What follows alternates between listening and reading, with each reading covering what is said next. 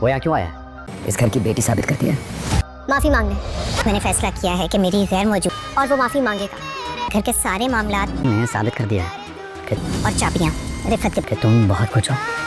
رفت سارے معاملات دیکھے گی. کہ بہو ہو لیکن جو کام کر دکھایا ہے خود. السلام علیکم ناظرین، حیا ڈرامے کی نیکسٹ ایپیسوڈ میں دیکھیں گے کہ حیا اپنے سسرال یعنی مبارک مستور کی اتنی بڑی پرابلم حل کرتی ہے بغیر کسی لڑائی جھگڑے کے، بغیر کسی فساد کے. وہ زمین مل جاتی ہے اور وہ جو حاکم ذات ہے وہ خود آتا ہے مبارک مستوروں کے گھر اور ہاتھ جوڑ کے معافی بھی مانگتا ہے اور کہتا ہے کہ مجھے پتہ ہوتا ہے کہ آپ لوگ درخشاں بی بی کے رشتہ دار ہیں یا جاننے والے ہیں، تو میں یہ غلطی کبھی نہ کرتا، میں پہلے ہی زمین دے دیتا. اور معافی مانگتا ہے اور لکھ کے بھی دے کے جاتا ہے کہ اب اس کا اس سے کوئی تعلق نہیں، زمین بغیر کسی لڑائی جھگڑے کے مل جاتی ہے. اب روحان اس پر آرام سے اپنا پروجیکٹ پورا کر سکتے ہیں. تو سارے حیا کو بہت داد دیتے ہیں کہ اس کی وجہ سے یہ معاملہ اتنی آسانی سے حل ہو گیا. اور روحان بھی حیا سے صحیح امپریس ہوتا اور کہتا ہے کہ آج تم نے پروف کر دیا ہے کہ تمہیں بھی اس گھر کی پرواہ ہے، میری پرواہ ہے. تو روحان ابھی قریب ہی ہونے لگتا ہے حیا کے، تو حیا پھر ایک قدم پیچھے ہو جاتی ہے.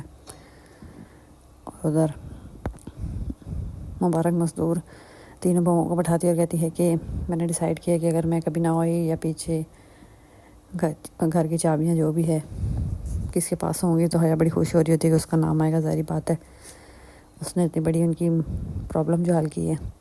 تو مبارک مستور اتنے میں رفت کا نام لے دیتی ہے تو حیا کو چڑھ غصہ جاتا ہے اور کہتی ہے، سوچتی ہے کہ اتنی بڑی مدد میں نے کی، ان کی اتنا بڑا مسئلہ حل کروایا ہے. عموماً دیکھا جائے تو یہ حق مجھے ملنا چاہیے تھا، لیکن کیسے ملا، وہ سب سے چھوٹی بہو ہے. تو مبارک مستور نے تو یہی سوچا نا کہ سب سے بڑی بہو کے ہاتھ میں سب کچھ ہونا چاہیے مبارک مستور کی ایبسنس میں. تو رفت بہت خوش ہوتی ہے، لیکن حیا کا تو تری منہ بن جاتا ہے اور کچھ نہیں بولتی، لیکن غصے میں اٹھ کے چلی جاتی ہے. ادھر مبارک مستور ارم اور اس کی ماں سے ملنے جاتی ہے تو ارم انڈائریکٹلی مبارک مستور کو کہتی ہے کہ جو لوگوں کے سامنے جھوٹ سچ بنا ہوا ہے وہ جلدی کھل کے سامنے آئے اور دوسروں پہ جو ظلم کرتے ہیں ان کو ہدایت دیں. مطلب انڈائریکٹ سنا رہی ہوتی ہے اپنی ممانی کو جنہوں نے ان کو گھر سے نکال دیا چھوٹی سی غلط فہمی کی وجہ سے. اس لیے وہ سنا رہی ہوتی ہے مبارک مستور کو باتیں.